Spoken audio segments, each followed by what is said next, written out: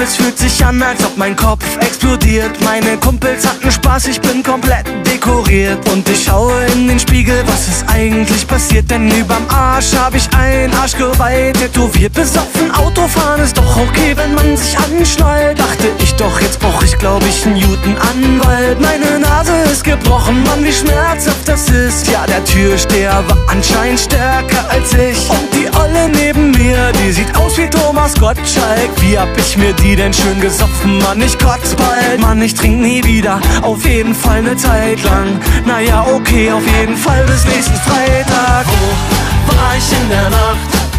Von Freitag auf Montag war ich drei Tage wach.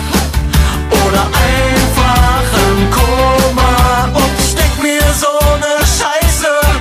Ich bin splitternackt und pleite. Sag mir, wo war ich in der Nacht?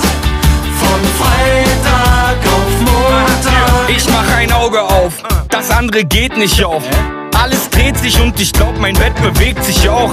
Erstmal steh ich auf, doch das geht nicht. Au, ey Mann, was soll das? Da guckt ein Katheterschlauch aus meinem Penis raus. Verdammt, wo bin ich? Und warum bin ich stinkbesoffen?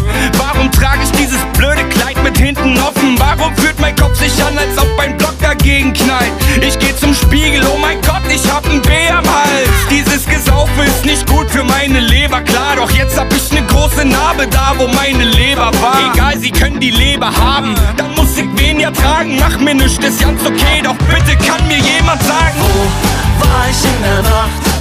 Von Freitag auf Montag war ich drei Tage wach.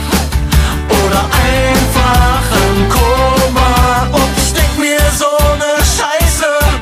Ich bin splitternackt und pleite. Sag mir, wo war ich in der Nacht? Von Freitag auf Montag. Sorry, ich war noch nie so drauf wie auf der Party. Ich konnte das nicht wissen, Mann, ich dachte, das sind Smarties. Ich kenn beim Feiern keiner Barm, ich trink den Jägermeister warm. Das letzte, was ich weiß, ist, wie man mich nach draußen schleift. Ich checke Facebook, was ist bloß passiert? Scheiße, ich wurde auf 130 Fotos markiert. Und eines dieser Fotos zeigt mich kriechend am Kudamm. Eines zeigt mich nackt am Potsdamer Platz. Erschreckend finde ich das mit mir am Steuer einer U-Bahn. Scheiße, Mann, ich krieg nie mehr einen Job in dieser Stadt. Und ich würd sagen, ich nehm keine Drogen mehr, wenn das nicht gelogen wär. Wo war ich in der Nacht? Von Freitag